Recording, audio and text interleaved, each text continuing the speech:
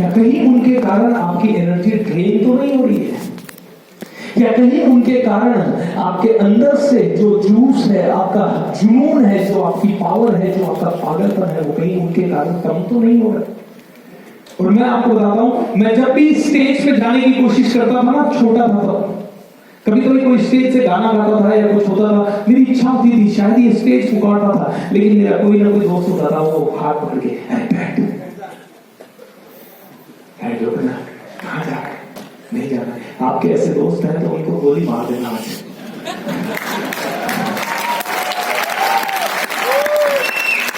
ऐसे कोई भी दोस्त आपके हो ना, गोली मार देना उनको, बिकॉज यू नो वो लोग आपको नीचा रोक रहे हैं। ओके, तो leakage, I am too old. आप में से कई लोगों को लगेगा अरे मेरा लीकेज तो है, मैं तो बहुत बूढ़ा हो चुका हूं, मुझे तो अभी कैसे होगा, नहीं हो पाएगा मेरी तो जिंदगी।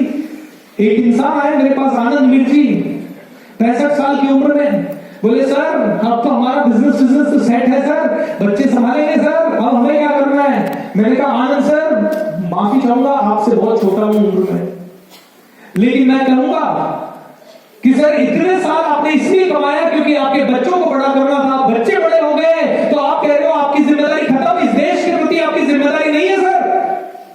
सर हजारों बच्चे और भी बैठे हैं जिनके लिए शायद काम कर रहे हैं। अगर अब्दुल कलाम साहब भी सोच लेते अब तो मैं 60 का हो गया हूं, मैंने तो शादी नहीं की, मेरी क्या जिम्मेदारी, तो अब्दुल कलाम साहब शायद काम नहीं कर पाते सर, मिसाइल नहीं बना पाता इंडिया सर कभी भी। सर देश के प्रति आपकी जिम्मेदारी है सर, आज अगर आपको भी बनना है तो अब्दुल कलाम के जैसा बनना पड़ेगा, ताकि 52 साल की उम्र तक भी आप कोई ना कोई चीज देते रहो, दुनिया को देते रहो, दुनिया को देते रहो, दुनिया को देते रहो, देते रहो, देते रहो, देते रहो। सर अब आज जब आप पूरे फ्रंट फुट पे खेल सकते हो, अब आपको पीछे की कोई चिंता नहीं है, तब आप कह रहे हो अपना काम हो गया, अपन तो रेस्ट करेंगे। और रेस्ट करने का मतलब क्या है? दिन भर टीवी का रिमोट तोड़ेंगे और क्या? टीवी का रिमोट तोड़ेंगे नहीं। बूढ़ा वही होता है जिसने अपने आप को बूढ़ा मान लिया है। एम आई राइट बताओ? तो कितने बूढ़े हाथ उठाओ? एक भी नहीं। सर हम क्यों मान रहे हैं अपने आप को? हाँ तो मानिए मत, मानना ही नहीं है। वे बूढ़ा है ये शब्द ही हटा दीजिए, है ही नहीं। बिल्कुल sir, I am not good enough, मैं अच्छा नहीं हूं, आई एम नॉट कंसिस्टेंट। मुझसे लोग इतने क्रिटिसाइज करते रहते हैं अपने आप को, मेरे पास आते हैं सर मेरे से कंसिस्टेंसी से कोई काम होता नहीं है। एक दिन एक लड़का आया रात को 10 बजे मेरे को फोन करता है, बीए सर। मैंने कहा क्या हुआ? बहुत बुरे हालत है, मेरी नौकरी नहीं लग रही है, मैंने बहुत कोशिश कर ली, मैं बहुत बेकार हूं, मैं बहुत थका हुआ हूं, मैं बहुत हारा हुआ हूं। अब रात को 10 बजे वो मुझसे क्या एक्सपेक्टेशन कर रहा है? बीए साहब के नाम देगा, शाबाशी देगा। मैंने उसको कहा, मैंने कहा आपने कहा आप थके हुए हैं, आप हारे हुए हैं, आपकी जिंदगी में कुछ नहीं हो सकता है, एम आई राइट? बोला हाँ। आपकी जिंदगी में कुछ नहीं हो सकता? बोला हाँ सर, मैं मेरे कुछ नहीं हो पा रहा है। मैंने कहा फांसी लटक जाओ, ये सही समय है। बोले क्यों? आपके पास आया हूं सर मैं तो मोटिवेशन लेने के लिए। मैंने कहा यही मोटिवेशन है?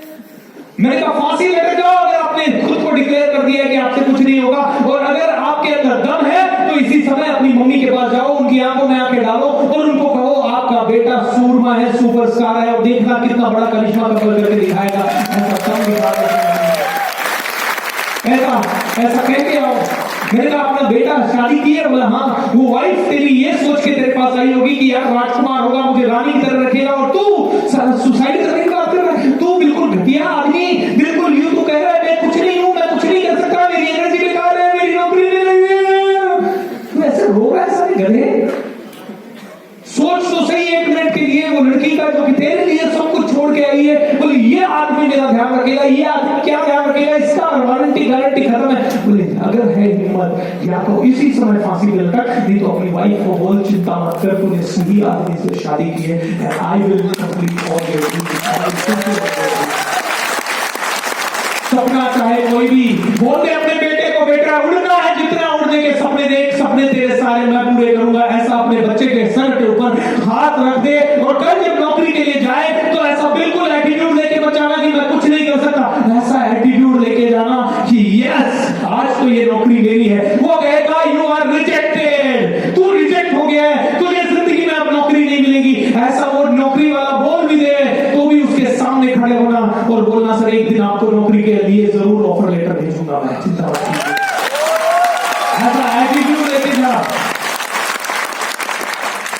सर ये एटीट्यूड आता कैसे? कुछ नहीं, सोच के पागलपन का है, ये पागलपन है, ये पागलपन है जो लाना पड़ेगा सोच में।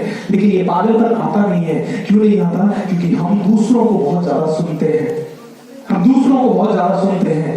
दूसरे कहते हैं चादर उतनी ही, सॉरी, पांव उतना ही फैलाओ जितनी चादर है, और हम उतना ही पांव फैलाते हैं जितनी चादर है। सर क्यों फैलाना है पांव? कोई फर्क नहीं पड़ता, हमें तो चादर बड़ी करनी है, हमें तो पूरा ये पूरा चादर इतना बड़ा बन जाना है हमें कि चादर ही चादर हो हमारे पास, खत्म ही ना। लेकिन दूसरे कहते हैं चादर। सर मेरे प्रोग्राम में बार बार आते हैं, congratulation sir, thank you so much sir. आपने कभी डायलॉग तो नहीं मारा बच्चों को कि मैंने धूप में बाल थोड़ी सफेद किए हैं? नहीं किया ना? हाँ, have a seat sir. Yes sir, thank you so much sir. Hello sir. दोस्तों चादर बड़ी कर दो, पावर बड़ी कर दो, जिंदगी में जो करना है बेटा। किसी को मम्मा को बोल देना मुझे तो करना है चाहे जो हो जाए, I want to do it. कैसे हो सर? हाँ, गुड जॉब। ऐसी बगावत होनी चाहिए।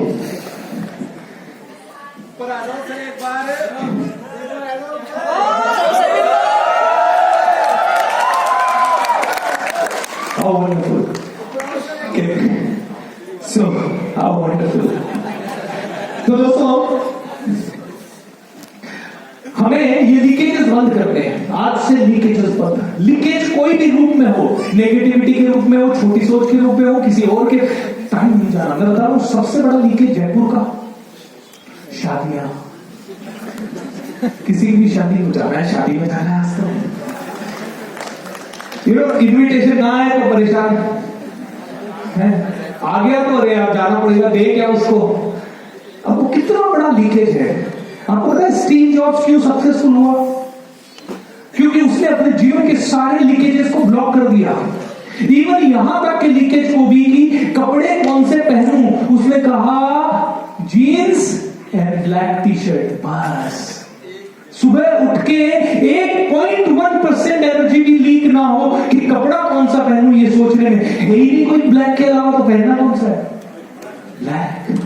मार्क जुकरबर्ग इसीलिए सफल होता है क्योंकि कहीं ना कहीं मार्क जुकरबर्ग ने भी अपने लीकेजेस खत्म कर दिए सारे के सारे। उसको सुबह उठ के कपड़ा कौन सा पहना ये सोचने की जरूरत नहीं है। ये जितने पॉलिटिशियन है ना, ये भी सफल इसलिए है क्योंकि इनकी लाइफ में भी लीकेजेस जीरो है, क्योंकि इनको सुबह उठ के व्हाइट पजामा पहनना है और निकल जाना है। हमें सोचना पड़ता है कौन सा डालूं कौन सा नहीं डालूं, क्या पहनूं क्या नहीं पहनूं। दोस्तों लीकेजेस को इस लेवल पे खत्म कर दो कि फालतू की चीजों में निर्णय लेने के लिए 1% भी एनर्जी जाए ही ना। अगर आपने ये कर दिया मजा आ जाएगा, मजा। लेकिन हम हर चीज में सोचते हैं। दिवाली है, हम लोगों को इतना सोचना पड़ता है। क्योंकि मैं जानता हूं ना, दिवाली है, अरे गेस्ट आएगा, सुपारी कौन सी लाए? जो है अच्छी खिला दो बस। सुपारी लाने और सेलेक्ट करने में एक आदमी कभी कभी 2 घंटे लगा देता है।